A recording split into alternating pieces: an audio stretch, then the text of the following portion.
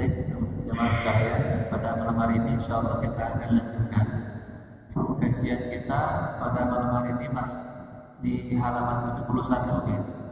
Masih di bab tentang cinta dan benci karena Allah. Nah, pembahasannya akan semakin menarik karena ada banyak perkara-perkara yang menjadi sunnah Nabi Muhammad SAW yang dianjurkan kepada setiap hamba-hamba Allah Subhanahu wa taala yang saling mencintai karena Allah. Di antara perkara yang disunahkan yang sudah kita bahas kemarin adalah saling memberi hadiah. Berdasarkan sabda Rasulullah Sallallahu Alaihi Wasallam, tahadur tahab. Kalian harus saling memberi hadiah, maka kalian akan saling mencintai. Jadi untuk memupuk rasa saling mencintai karena Allah, seorang hamba ya, mereka saling memberikan hadiah. Hadiah mungkin tidak harus yang paling istimewa. Hadiah bisa saja kita berikan dari hal-hal yang mudah, hal-hal yang murah, tetapi disenangi, disukai. Gitu. Kalau dia misalnya senang dengan buah-buahan, atau dia senang misalnya dengan hiasan, atau dia senang dengan tanaman-tanaman, atau dia senang misalnya dengan peci, dengan sorban, dengan baju, dengan gamis, atau apapun saja, atau minimal misalnya hadiah berupa makanan kecil yang itu bisa menumbuhkan rasa saling mencintai sesama kaum muslimin. Karena itulah Allah menggaransi dengan jaminan surga. Mudah nggak saling memberi hadiah? Kalau kita tanya, gampang nggak kita saling memberi hadiah? Gampang nggak? Saling memberi hadiah kepada sesama kaum muslimin itu gampang. Gampang atau susah? Biasanya kalau sesuatu itu dikatakan gampang, itu sering kita kerjain. Ya. Tapi faktanya kalau kita lihat hari ini, diri kita ya, apakah kita sering memberikan hadiah kepada saudara-saudara kita, mobil khusus orang yang kita cintai? Sesering apa kita memberikan hadiah kepada mereka? Ya, seminggu sekali, seminggu 2 kali, atau sebulan sekali, atau setahun sekali. Kalau setahun sekali, berarti definisinya susah. Saling memberikan hadiah itu susah. Coba, terakhir kita memberikan hadiah kepada siapa? Entah itu makanan kecil, traktiran. Terakhir kita memberikan hadiah kepada saudara kita kapan? Seminggu yang lalu kan? Sebulan yang lalu kan? Atau sudah kita lupa? Kan gitu. Nah ini kalau itu misalnya kita jarang banget bagi saudara kita, nyenengin saudara kita, apalagi orang yang memang kita cintai karena Allah, dan itu mungkin intervalnya bisa seminggu atau 1 bulan lamanya, itu mungkin terasa sulit. Nah, anjurannya di sini memang tidak terkait dengan waktu. Rasulullah hanya bersabda, kalian harus saling beri hadiah, maka kalian akan saling mencintai. Tidak ada ikatan waktu sebenarnya di sini. Tapi ya, hal ini menunjukkan bahwa kecintaan itu bukan sebatas lisan. Kecintaan itu diwujudkan dalam bentuk saling memberi hadiah. Maksudnya begitu.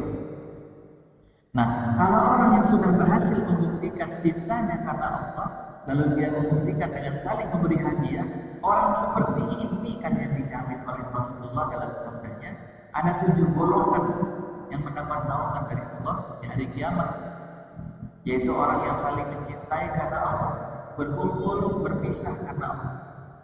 Ya. Nah ini jaminannya, perlindungan Allah nanti di hari kiamat luar biasa. Lalu bagi orang yang menerima hadiah bagaimana?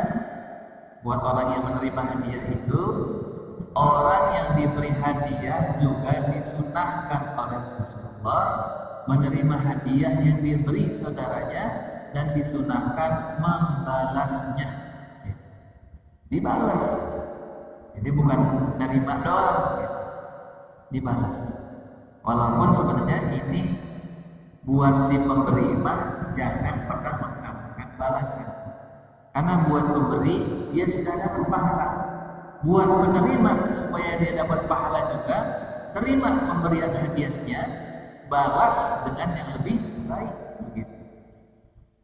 Jadi jangan pernah menolak, ya ada istilahnya itu, jangan nolak rezeki nggak bagus gitu ya. Jangan pernah menolak hadiah yang diberikan oleh saudara kita. Kadang ya pernah lah saya ngalamin.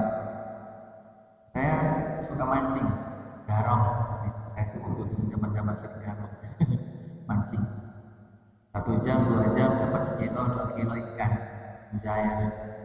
Saya kasih ke orang, ya saya kasih ke orang, dia langsung bilang kasih yang lain aja dah. Langsung ditolak hari itu juga. Nah, padahal anjurannya adalah hendaklah dia menerima hadiah dan membalasnya. Jadi terima dulu hadiah itu, pemberian itu terima dulu. Ya memang nggak mungkin nggak dimakan karena dia mungkin nggak doyan, atau mungkin dia selama ini makan juga nggak pernah masak karena mungkin tinggalnya ngontrak, makannya serba beli gitu kan, kompor nggak ada, dikasih ikan, wah repot nih gitu, nggak bisa masak.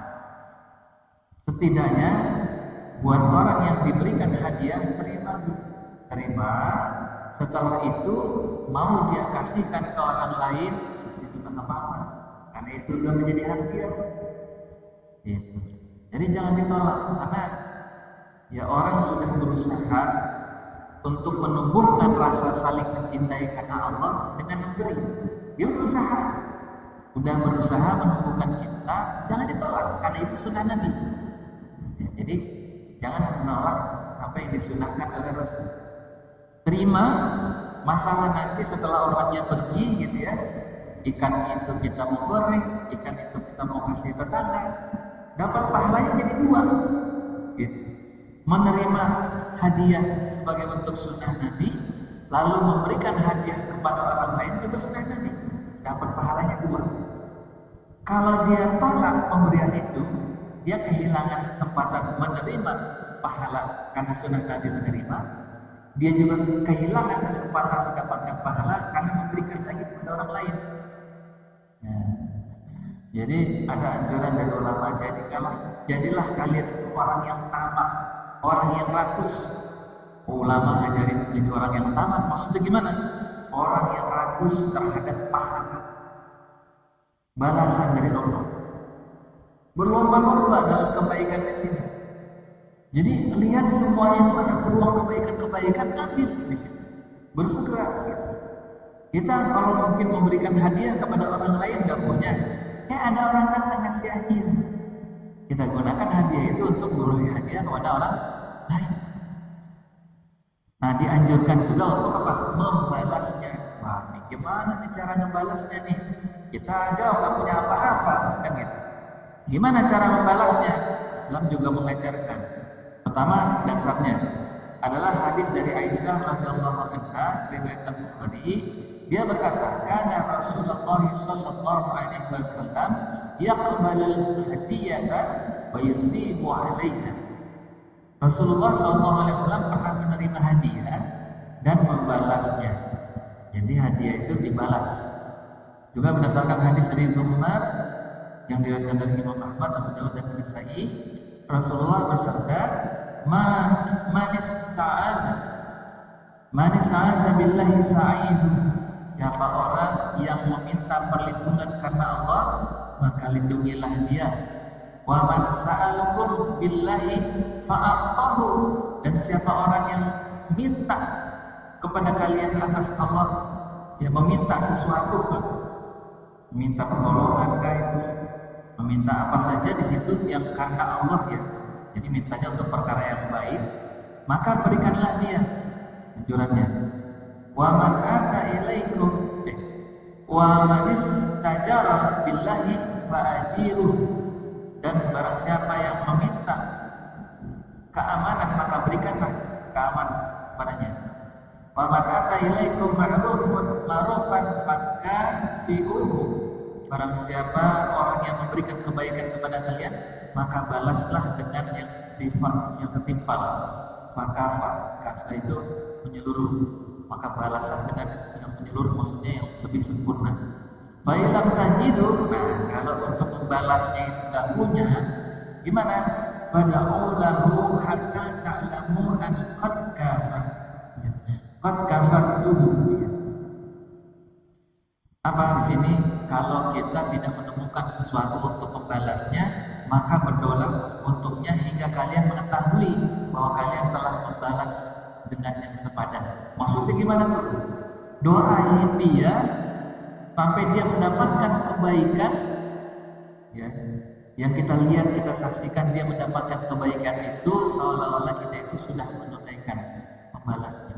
Jadi kalau dia misalnya hidupnya susah, dia kasih kita hadiah, kita nggak bisa balas, kita doain terus biar hidupnya itu lapang. Setelah dia lapang hidupnya, kita baru bisa melihat bahwa kita telah membalas kebaikannya.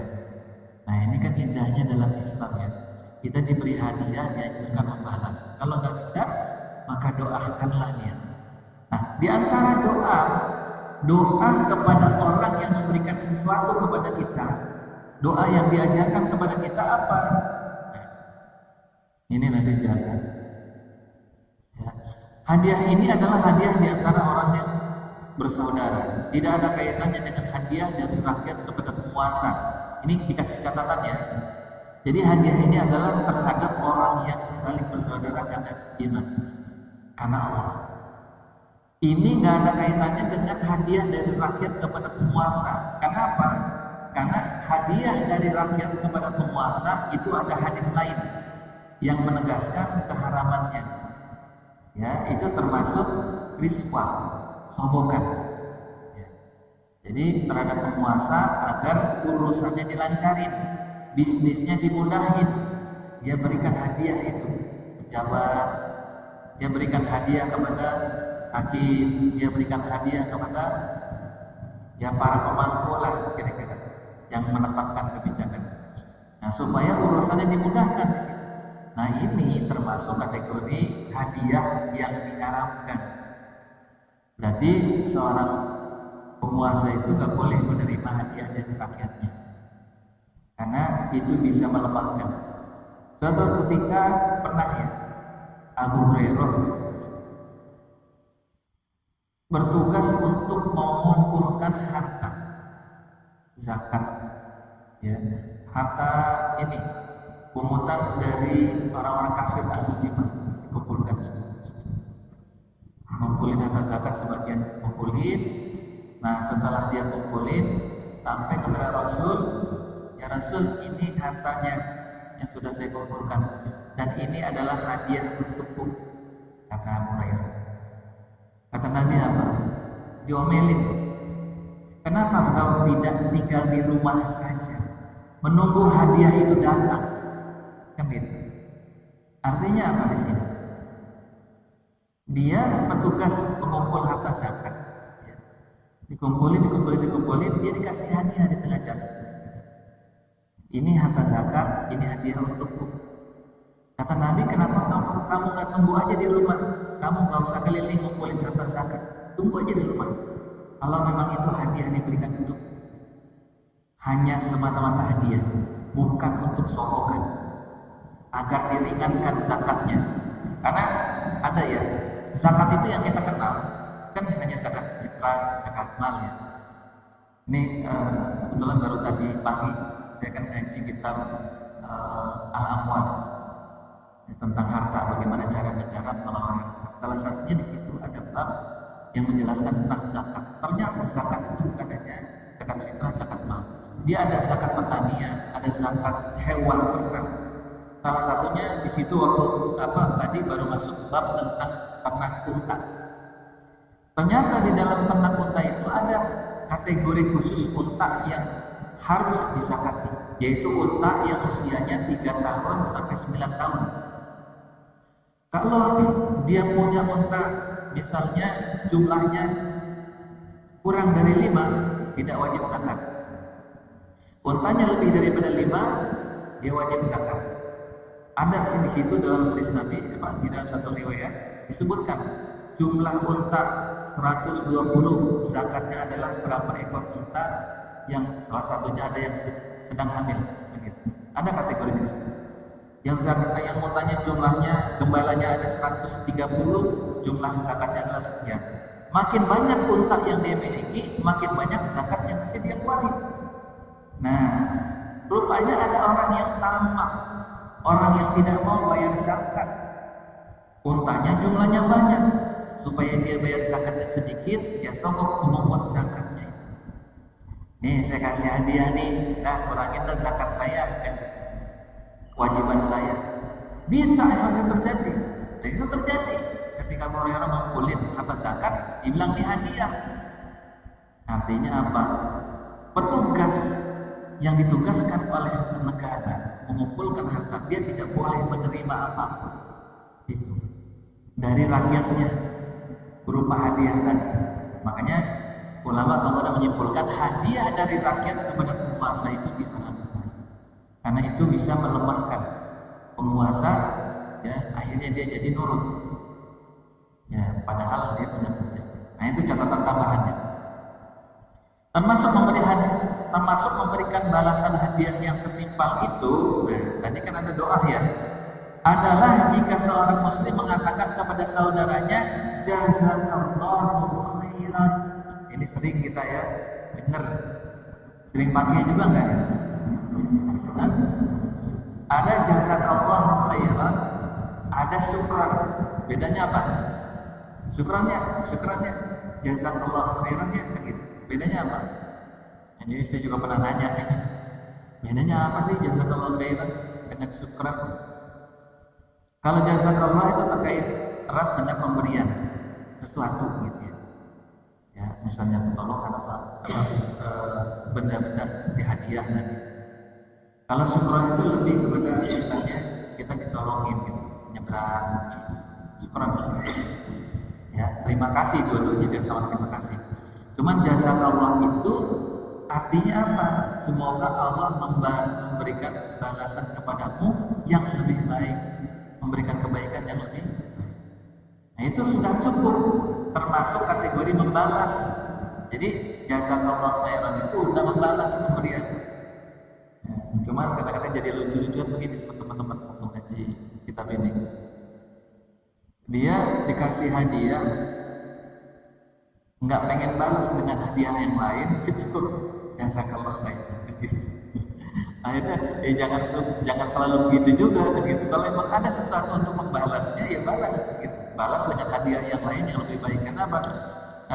Dasarnya tadi Rasulullah pernah menerima hadiah dan membalasnya gitu, dengan balasan hadiah yang lain.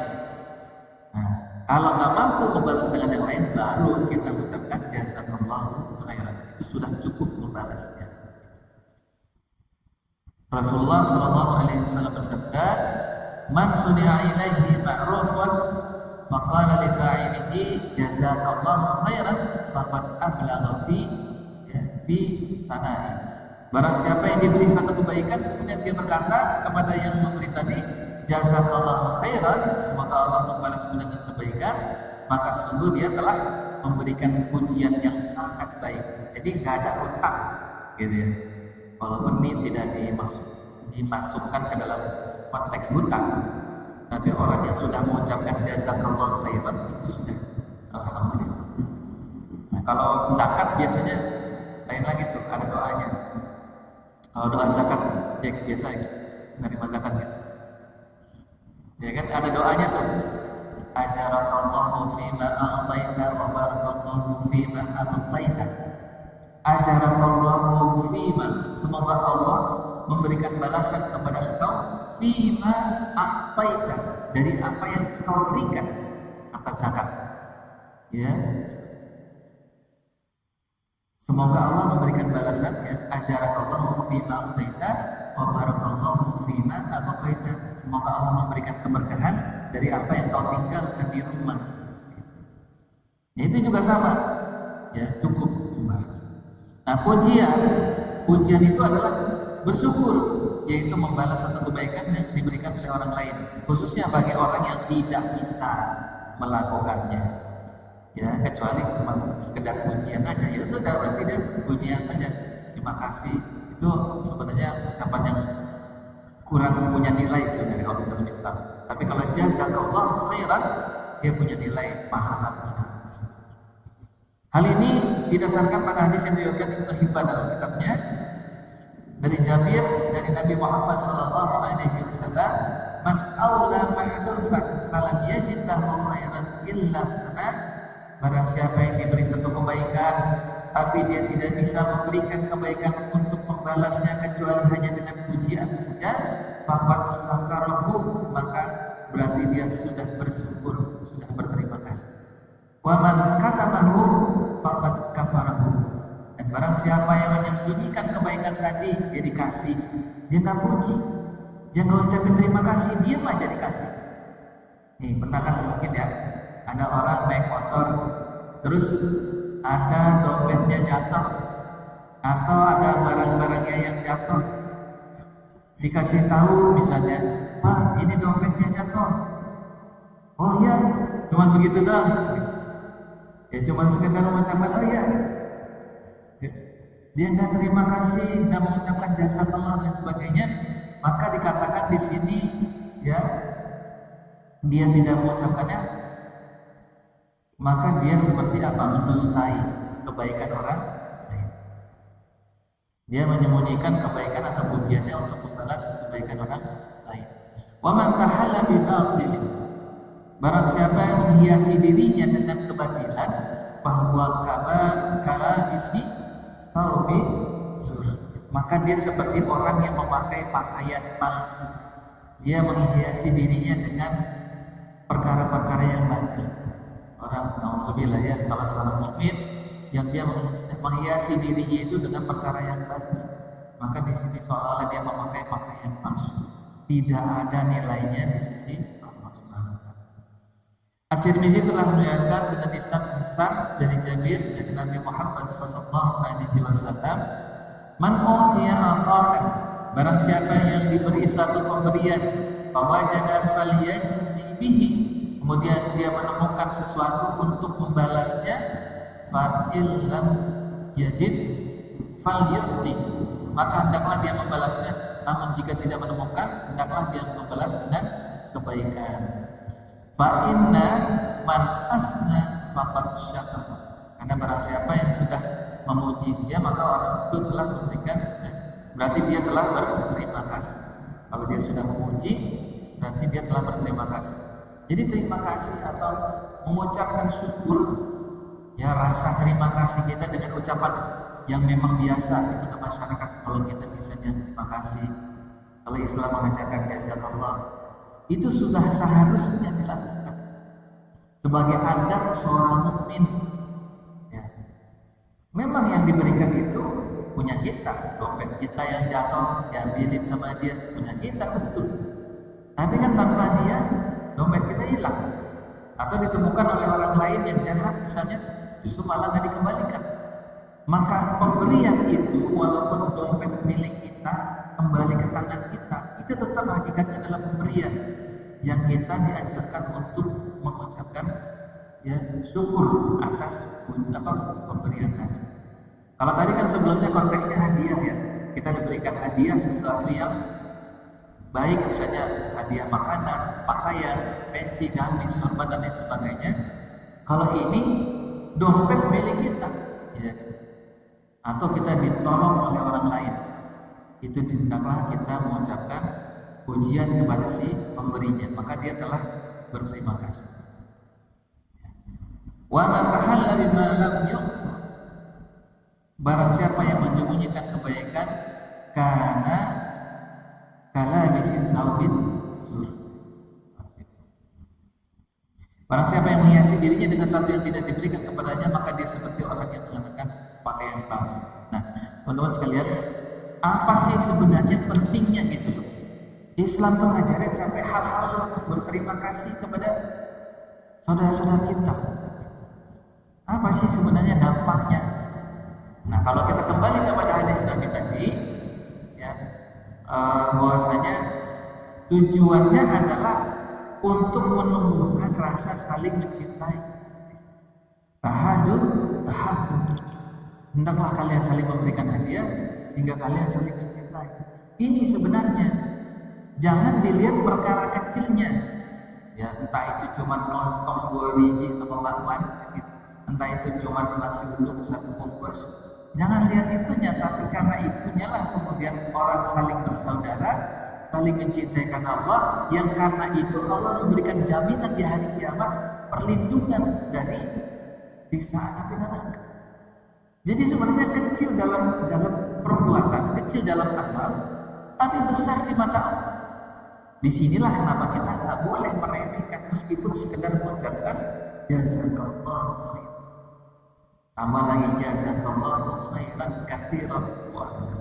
Semoga Allah memberikan balasan kepada engkau yang lebih baik, yang lebih banyak. Ya. Jazakallahu khairan katsiran. Nah ini luar biasa ya, Islam mengajarkan kita sampai sedetil itu. Agama mana coba yang ngajarin kayak gitu? Ya, kalaupun agama lain mengucapkan terima kasih itu bukan bersumber dari ajarannya. Islam mengajari tentang ucapan syukur. Nah, mengingkari pemberian di sini maksudnya apa? Menutupi pemberian dari orang lain. Ya, di mana Abu Daud dan An-Nasai telah meriwayatkan dengan isnad yang sahih dari Anas radhiyallahu anhu ia berkata, qala al-muhajirun, orang-orang muhajirin berkata, ya Rasulullah, wahai Rasulullah, zahabal ansaru bil ajri kulli, orang-orang Ansar telah pergi dengan membawa seluruh pahala. Ma ra'ayna qauman ahsana buzlan likatsir, kami belum pernah melihat satu kaum yang paling baik pemberiannya kepada orang yang banyak. Wala ahsana muasatan fi qalili minhum, dan paling banyak pertolongannya kepada saat memiliki sedikit harta di orang Ansar ya. Mereka kan banyak membantu orang-orang muhajirin ketika mereka hijrah. Mereka sebenarnya membutuhkan harta, tapi mereka juga berbagi kepada orang yang sedikit sekali hartanya. Ya, orang-orang muhajirin karena mereka tidak membawa harta ketika berhijrah. Laqad kafar, sini wala ahsana muasatan fi qalilin minhum laqad kafarna al-maunah, mereka telah memberikan biaya hidup kepada kami yang cukup bagi kami. Qala alaysa yasnuna alaihim bih, Rasulullah bersabda, bukankah kalian juga telah memuji mereka, wa tad'auna lahum, dan telah mendoakan mereka? Qalu bala, mereka mengatakan benar. Lalu Rasulullah bersabda, fazaka bizak, maka yang demikian itu untuk yang demikian. Ya, hal itu sama dengan hal itu. Berarti apa di sini maksudnya? Ya, orang-orang Ansar yang menolong kaum muhajirin yang hijrah dari Makkah ke Madinah. Ini mungkin beberapa kali saya ceritakan tentang kisah ini ya di sini. Mereka itu kan juga sebenarnya butuh harta. Tapi ketika muhajirin hijrah ke tanah mereka, harta mereka bagi kepada orang-orang muhajirin, orang-orang yang berhijrah. Kenapa? Karena persaudaraan iman. Karena iman itulah yang mendorong mereka untuk berbagi kepada sesama.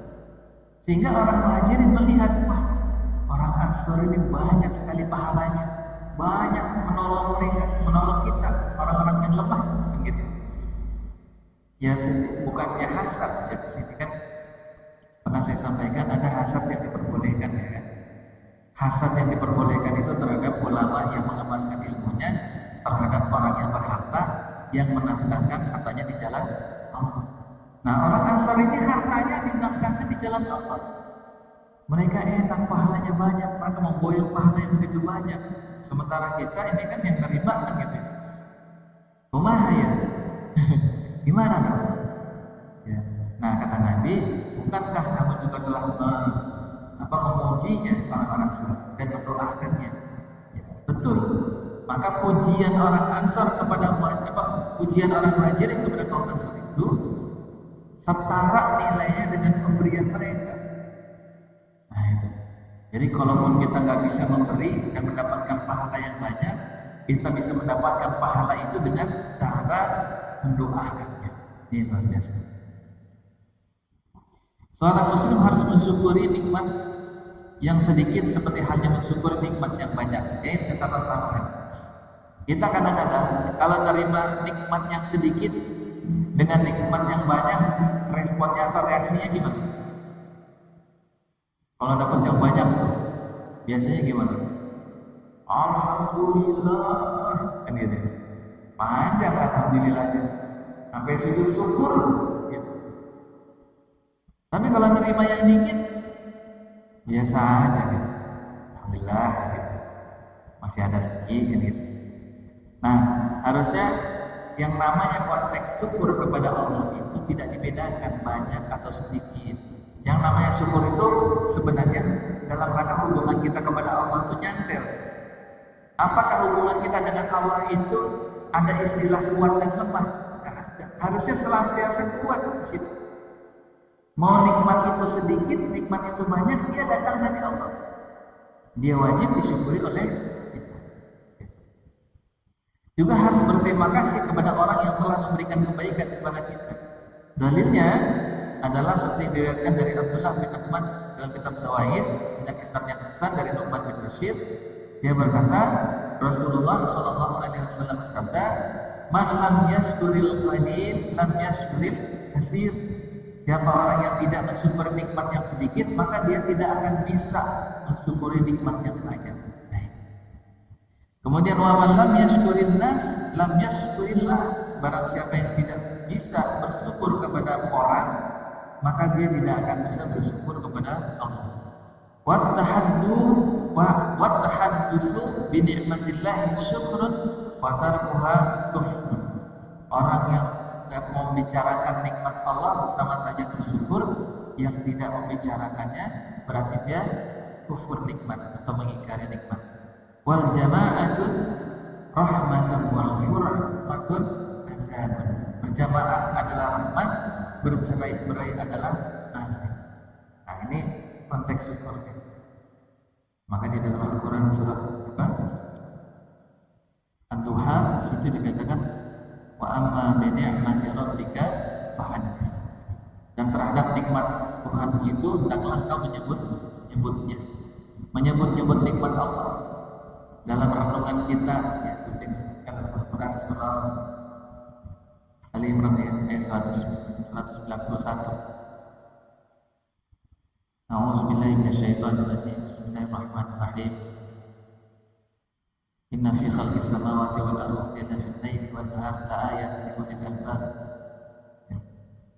Sesungguhnya terdapat di dalam penciptaan langit dan bumi, silih bergantinya siang dan malam, terdapat tanda-tanda kekuasaan Allah bagi orang-orang yang berpikir. Ulil albab ini senantiasa berpikir. Wa yatafakkaruna fi khalqis samawati Rabbana ma khalaqta hadza batila. Mereka senantiasa berpikir, merenungi nikmat Allah yang banyak yang diberikan kepada kita. Makanya orang-orang yang hari ini merasa hidupnya susah, merasa hidupnya tidak beruntung, hati-hati dengan godaan setan yang menyebabkan dia berputus asa dari rahmat Allah. Setan berusaha untuk menutupi semua pemberian-pemberian Allah dan kebaikan-kebaikan Allah pada dirinya. Orang yang berputus asa biasanya lupa bahwa hari ini dia masih diberikan kehidupan. Orang yang berputus asa biasanya lupa bahwasanya hari ini jantungnya masih berdetak sehat. Ya kan gitu. Orang yang berputus asa sebenarnya mereka dibuat lupa oleh setan bahwasanya pada hari ini dia masih diberikan nikmat yang banyak. Dia bisa berjalan, dia bisa berlari. Di mana hari ini banyak orang yang untuk berjalan saja membutuhkan tongkat, membutuhkan roda. Untuk berlari apa lagi? Ya kan? Nah, setan tuh berusaha untuk menutupi semua nikmat-nikmat Allah ini agar kita itu berputus asa. Seolah-olah hidup kita ini udah gak ada lagi nikmat yang bisa kita manfaatkan. Tidak ada lagi nikmat yang bisa memberikan kebaikan lagi kepada kita. Sehingga dia mengakhiri hidupnya. dia putus asa dari rahmat Allah. Hati-hati setan. Ya.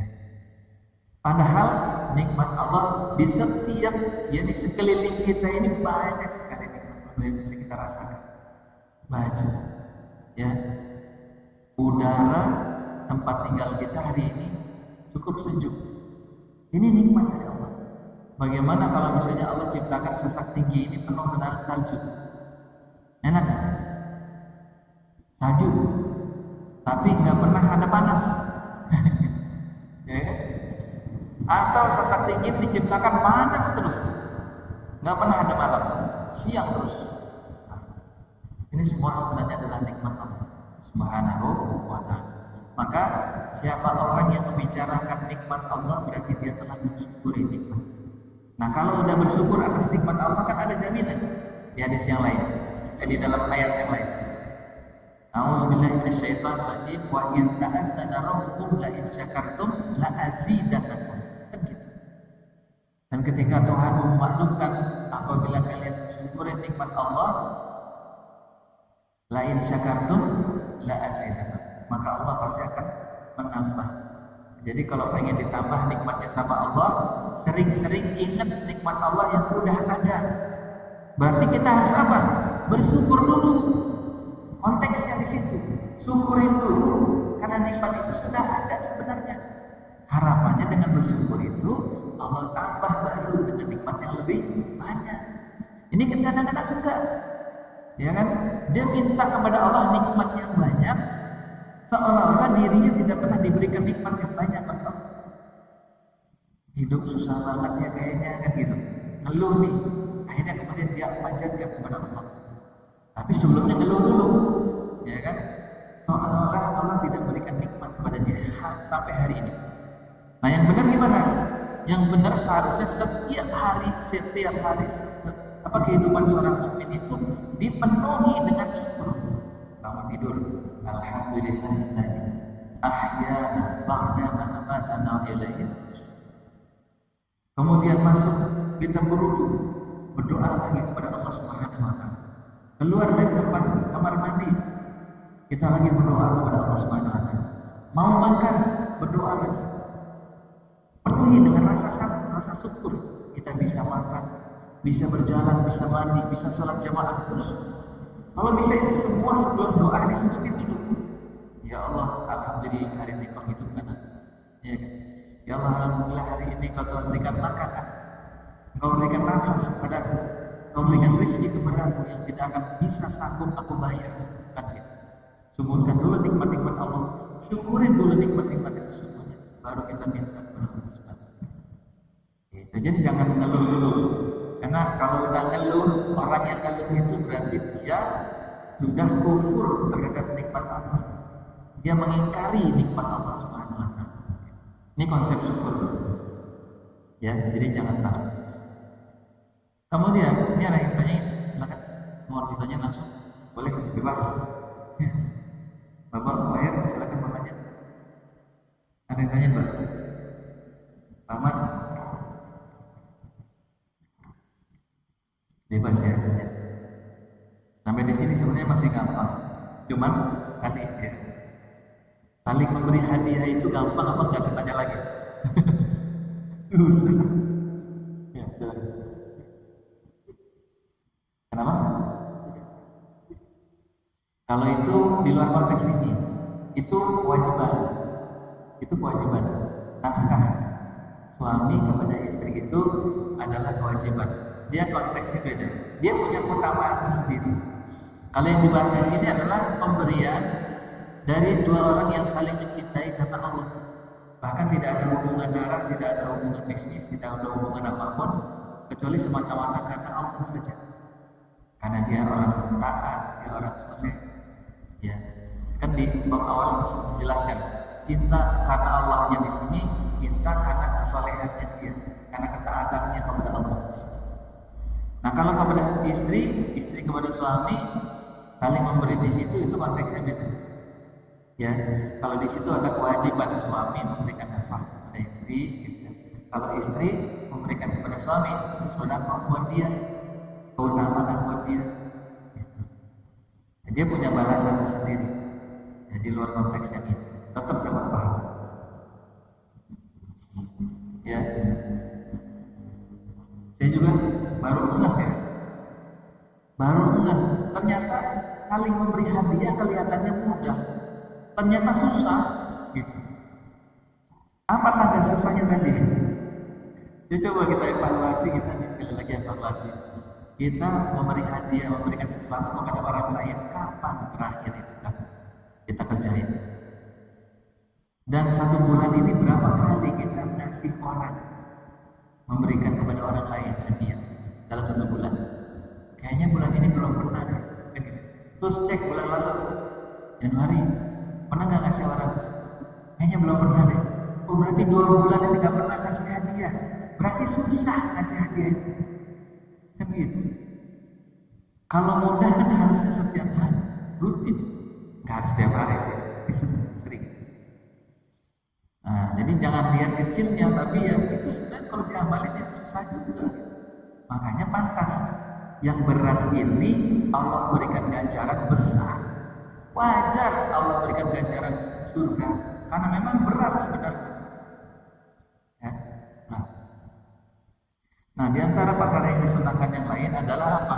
Membela saudaranya untuk mendapatkan manfaat dari satu kebaikan atau memberikan kemudahan dari satu kesulitan.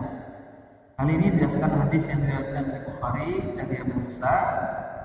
Dia berkata, Rasulullah SAW bersabda, jika didatangi peminta-minta, bersabda ya. Rasulullah SAW jika didatangi peminta-minta, maka beliau suka berkata, Isfa'u fatu'ajjaru wa yaqdillahu ala insani nabiyah Sallallahu alaihi wasallam, masya. Belalah dia, maka kalian akan diberikan pahala, dan Allah akan memutuskan dengan lisan nabinya perkara yang dia kehendaki. Jadi Rasulullah menunjukkan kepada sahabatnya untuk memberikan ya kepada orang yang meminta-minta tadi. Kalau memang dia meminta untuk kebutuhannya, maka berikanlah untuk memudahkan urusannya. Nah, ini kemudian timbul ya pertanyaan, gimana dengan orang yang minta-minta di lampu merah kan gitu. Ini juga harus diketahui ya, hukum tentang meminta sesuatu kepada orang lain itu juga ada konteksnya. Buat orang yang diminta, buat orang yang diminta. Ketika ada orang meminta-minta kepada dia, pilihannya kan 2, dia kasih atau nggak kasih. Dia kasih, dia dapat pahala, nggak dikasih juga nggak dapat dosa. Tetapi pertanyaan yang muncul kan, bisa jadi orang yang minta-minta tadi mungkin dia pura-pura susah, ya kan? Sebenarnya dia nggak susah, pura-pura belum makan, padahal sudah makan.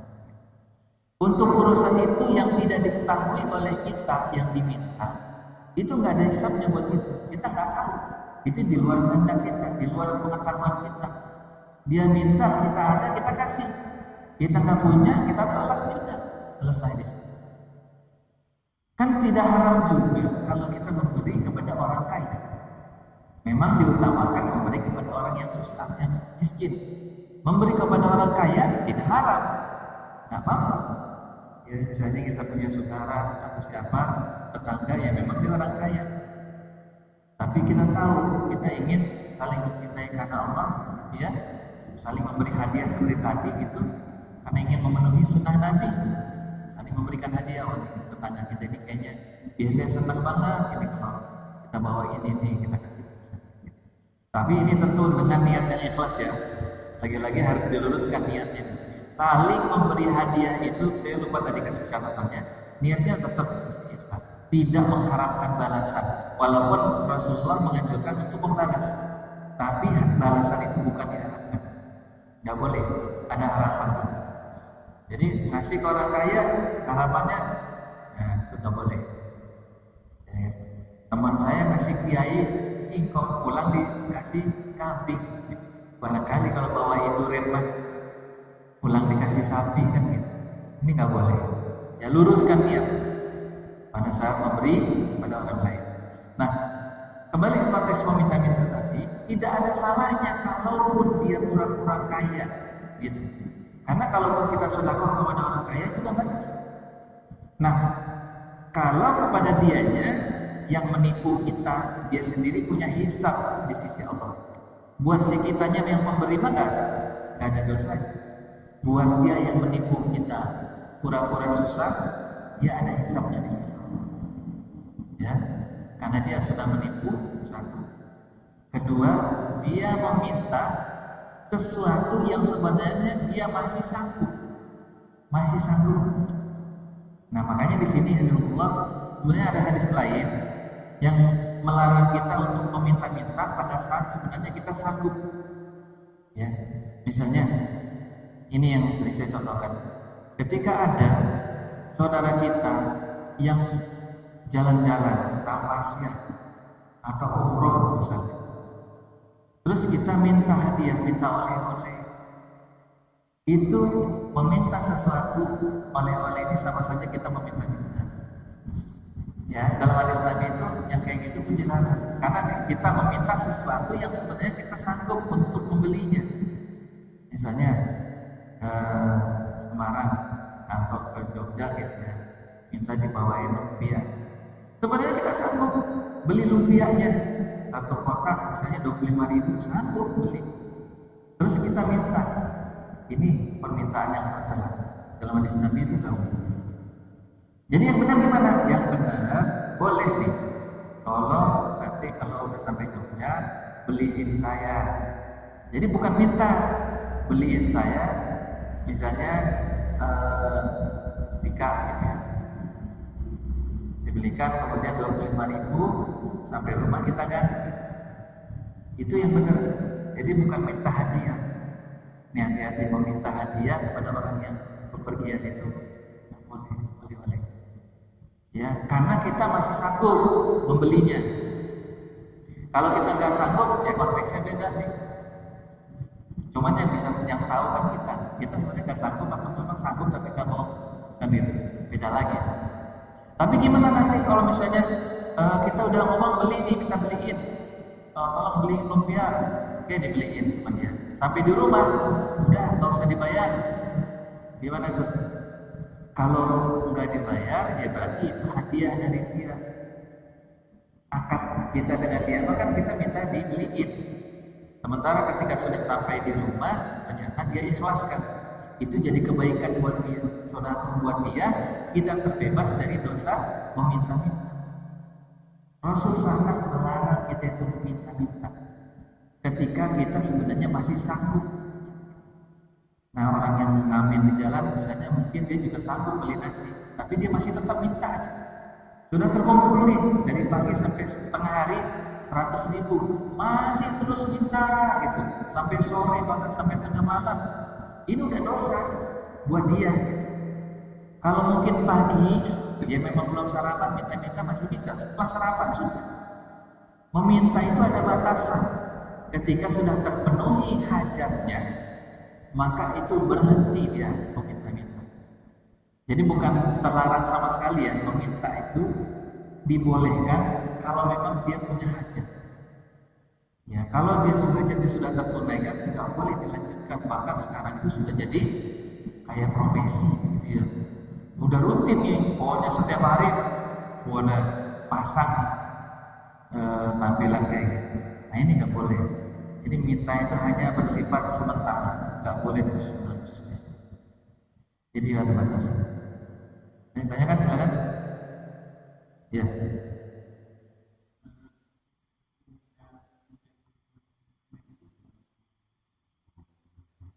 Cari nafkah dengan ngamen. Gimana nih? Dengan bernyanyi. Sebenarnya dikembalikan kepada hukum menyanyi itu sendiri ya. Yang dalam hal ini ulama berbeda pandangan. Ada yang membolehkan dengan catatan, ada yang mengharamkan secara mutlak nyanyian itu. Nah, kita tergantung, kita ambil pendapat yang mana nih dari ulama. Dua-duanya juga punya dalil, dua-duanya juga punya dasar. Memang kalau ditelisik lebih jauh, memang dalilnya ada. Ya, yang mengharamkan nyanyian atau musik. Dalilnya ada. Tapi ada ulama yang kemudian lebih detail lagi, merinci nyanyian seperti apa yang diharamkan, kan gitu.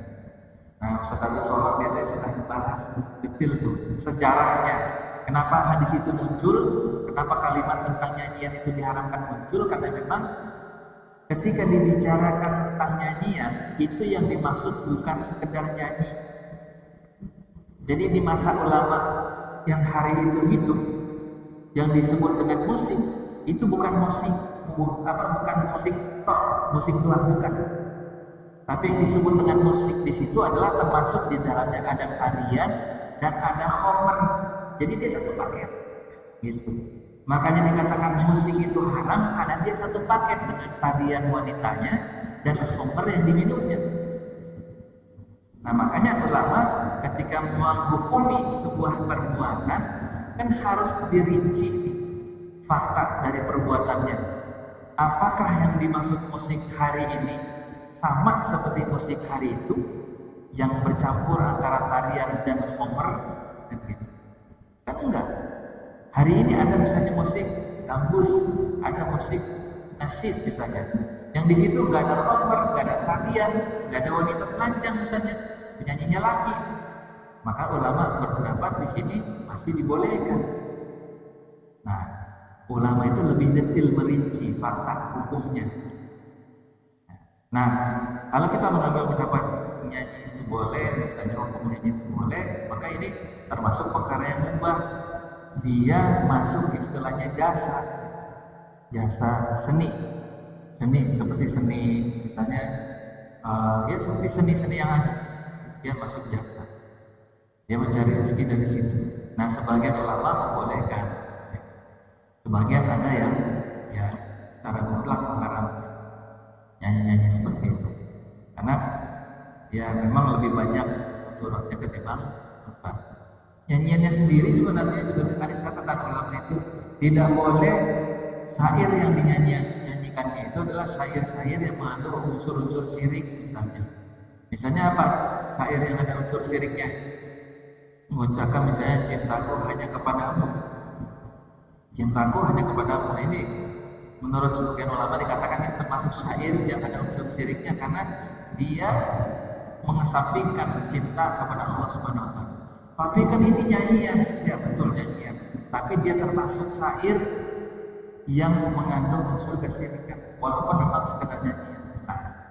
Nah, hal-hal seperti ini kita mesti tahu hukumnya, ya, secara dalil.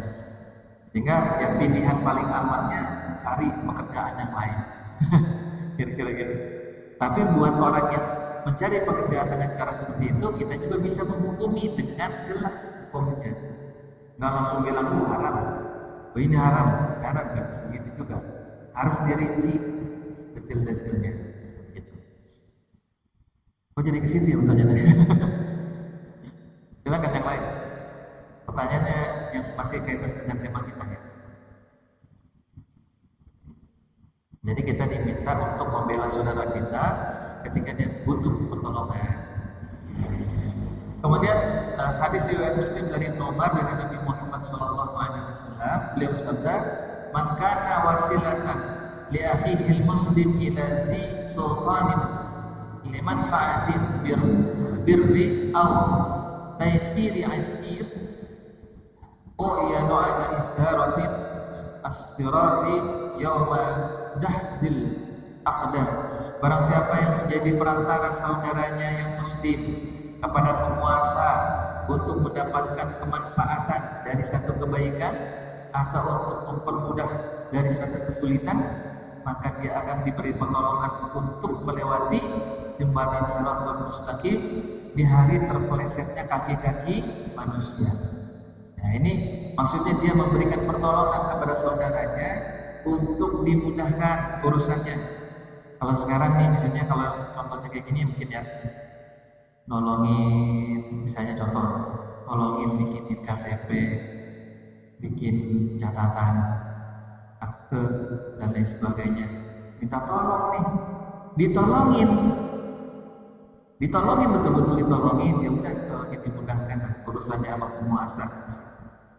Maka di sini dia akan mendapatkan pertolongan ketika melewati Siratal Mustaqim. Nolongin, konteksnya nolong. Ini siapa saja, nggak harus RT ya. Tetangga juga kalau memang dia tahu urusan catatan sipil, saya udahlah sini nih kumpulin kan gitu. Saya bantuin kan gitu. Cuman kan biasanya ini ada jasanya, ya. Ada istilahnya itu apa? Biayanya. Nah, gimana tuh kalau misalnya dia minta biaya? Kalau si yang nolong tadi dia minta biaya, gimana nih? Misalnya dia nolongin, ya pasti dia mungkin minta untuk ongkosnya, uang makan, uang jalan dan sebagainya. Itu gimana? Berarti di situ ada konteksnya bukan di sini. Kalau ini nolongin dengan ikhlas tanpa ada balasan. Kalau nolongin yang di situ minta bayaran, berarti dia akad, ada akad. Akad istilahnya apa istilah itu? Akad jasa. Jasa menolong. Jasa ya sama seperti misalnya jasa misalnya setir mobil kan gitu ya. Khusus setir mobil itu jasa. Jasa mencukur itu juga jasa. Jasa kita adalah menolong orang untuk dimudahkan. Itu bisa, boleh juga, cuman tetap tidak boleh melanggar aturan. Artinya dia nolong tetap lewat jalur resmi. Tapi kalau sudah menolongnya lewat jalur alternatif, melanggar konstitusi, istilahnya, melanggar aturan yang sudah ditetapkan, ini termasuk tadi hadiah kepada penguasa yang nggak boleh, ya kan? Hadiah kepada penguasa tujuannya adalah untuk dimudahkan urusan-urusannya. Ini nggak boleh. Konteks untuk memudahkan urusan kaum muslimin dengan penguasa di sini itu beda dengan yang tadi. Ya, di sini betul-betul dia nolongin jasanya. Kalau tadi malah nyolong namanya. Udah dah sini biar cepet, ya kan? Berapa bang? Normalnya sih 375 nih kalau SIM C, kan gitu. Normalnya, kalau abang berapa? 600 dah. Ya kan? Ini praktek yang udah biasa dikerjain di negeri kita ya. Dan itu sebenarnya nggak boleh. Nggak boleh. Itu termasuk sokok menyokong dalam Islam. Makanya saya bikin SIM C itu berusaha sekuat tenaga tanpa nyokong. Ujian pertama tertulis gagal, suruh balik lagi. Ujian kedua berhasil. Pas tes naik motor, alhamdulillah lancar. Jadi saya dapat SIM C ini murni, betul-betul mandiri 375. Karena tahu hukum sokong menyokong itu jadi alam. Tapi ya itulah makanya ya hari ini umat Islam harus betul-betul punya iman yang imannya itu menghasilkan apa energi untuk melindunginya dari perkara yang haram. Gitu. Kalau imannya tidak mampu melindunginya dari perbuatan haram, jadi seolah-olah imannya percuma. Kan iman itu jadi benteng orang untuk tidak melakukan yang diharamkan Allah. Lah kalau setiap hari dia melakukan yang diharamkan oleh Allah, berarti bentengnya udah habis jebol itu. Kalau bentengnya sudah jebol itu, setan itu mudah menggodanya. Hari ini mungkin 100.000, besok bisa lagi meningkat 200 dah gitu. Besok meningkat lagi bisa dah. Karena memang ya sih begitulah karakternya setan itu, terus menerus menggoda manusia. Padahal tadi apa? Balasannya orang yang nolong orang lain apa? Ditolong oleh Allah di jembatan Siratal Mustaqim yang kaki-kaki manusia pada hari itu banyak yang tergelincir. Kita pengen nggak diselamatin nanti di hari kiamat oleh Allah Subhanahu Wa Taala? Rambut dibelah 7 kita lewati, kelihatan juga kagak, kan gitu. Tajamnya luar biasa.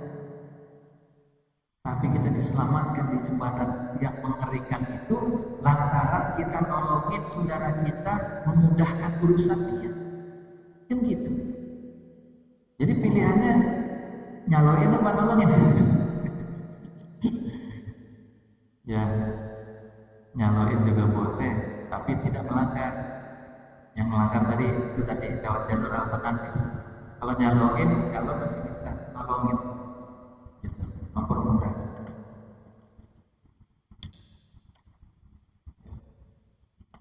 Cukup? Ya. Itu diantara perkara-perkara yang disunahkan oleh Rasulullah. Ternyata mungkin dalam pembahasan ini itu ringan-ringan aja gitu. Tapi coba kita praktekkan mulai hari ini, apapun ya, kita saling memberi hadiah. Hadiah itu jangan diartikan selalu dalam bentuk dibungkus yang rapi, dikasih, enggak. Ya apa saja yang bisa kita berikan kepada saudara kita, makanan itu apa semuanya kita latih hari ini. Karena orang yang saling memberi hadiah itu dia punya balasan di sisi Allah untuk dapat naungan di hari kiamat. Bebas dari api neraka. Gara-gara saling memberi hadiah. Amalannya nggak terlalu istimewa banget, tapi berat dilaksanakan. Baik, alhamdulillah, mudah-mudahan menambah ilmu dan keimanan kita, umat kita pada malam hari ini, dan mudah-mudahan kita berharap kepada Allah Subhanahu Wa Taala agar diberikan kesehatan, agar bisa mengikuti kajian-kajian pada pertemuan berikutnya. Insyaallah, amin ya rabbal alamin.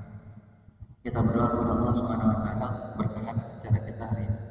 Astaghfirullahaladzim, astaghfirullahaladzim, astaghfirullahaladzim. Lakal hamdu ya Allah ya Maulana ya Ma'bud. Allahumma salli wa sallim wa barik ala sayyidina Muhammadin fil awwali wal akhirin. Wassallim radhiyallahu tabaraka an kulli sahabati Rasulillah ajma'in. A'udzu billahi minasy syaithanir rajim. Bismillahirrahmanirrahim. Alhamdulillahi rabbil alamin. Hamdan yuwaffi ni'amahu wa yukafi mazidah. Ya Rabbana lakal hamdu wa lakal syukru wa lakal mulku wa lakal ma'bud kama yanbaghi li jalali wajhikal karim wa 'azimi sultanik. Allahumma salli ala sayyidina Muhammad wa ala ali sayyidina Muhammad. Allahumma ighfir lil muslimin wal muslimat wal mu'minin wal mu'minat al-ahya'i wal amwat innaka antas sami'ul qareeb mujibud da'wat ya qadiyal hajat. Allahumma sallimna wal muslimin wa fazna wal muslimin. اللهم انصر من نصر الدين واخذل من خذل المؤمنين. اللهم اجعلنا من التوابين واجعلنا من المتطهرين واجعلنا من عبادك الصالحين. اللهم بارك لنا في شعبان وبلغنا رمضان. اللهم بارك لنا في شعبان وبلغنا رمضان. اللهم بارك لنا في شعبان وبلغنا رمضان. اللهم انك عفو تحب العفو فاعف عنا يا كريم. ربنا ظلمنا أنفسنا وإن لم تغفر لنا وترحمنا لنكونن من الخاسرين. اللهم يا مقلب القلوب ثبت قلوبنا على دينك. ربنا هب لنا من أزواجنا وذريتنا قرة أعين واجعلنا للمتقين إماما. رب اغفر لنا ولوالدينا وارحمنا وارحمنا كما ربونا صغارا. ربنا آتنا في الدنيا حسنة وفي الآخرة حسنة وقنا عذاب النار وأدخلنا الجنة مع الأبرار يا عزيز يا غفار يا رب العالمين. اللهم ارزقنا بحسن الخاتمة. وصلى الله على نبينا محمد سيد المرسلين وعلى آله وصحبه أجمعين. سبحان ربك رب العزة عما يصفون وسلام على المرسلين والحمد لله رب العالمين. إلى آخرنا الحمد لله على آخر المجلس. الحمد لله رب العالمين. سبحانك اللهم وبحمدك أشهد أن لا إله إلا أنت أستغفرك وأتوب إليك. السلام عليكم ورحمة الله وبركاته. يا رب بالمصطفى بلغ مقاصدنا واغفر لنا يا واسع الكرم. يا رب بالمصطفى مقاصدنا واغفر لنا ما مضى يا واسع الكرم. يا الله بها يا الله بها يا الله بحسن الخاتمة. يا الله بها يا الله بها يا الله بحسن الخاتمة. اللهم صل وسلم وبارك عليه